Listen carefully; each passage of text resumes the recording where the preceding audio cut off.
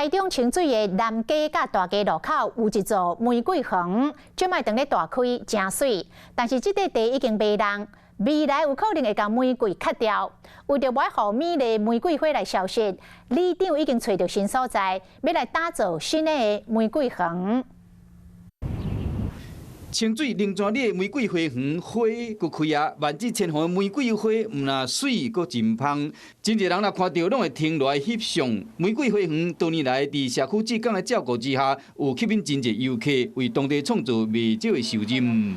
我们特地从南投草屯过来。 花园的边有一条种玫瑰的巷仔，里长带记者公开这个种玫瑰的温室，这拢是多彩玫瑰。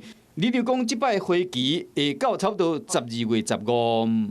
过来就是过年前要搁开一届，万善堂下前吼，迄度差不多80坪，有种差不多100丛吼，希望大家才来看。李长重新打造玫瑰花园，要让这个美丽景观继续伫社区内底维持落去。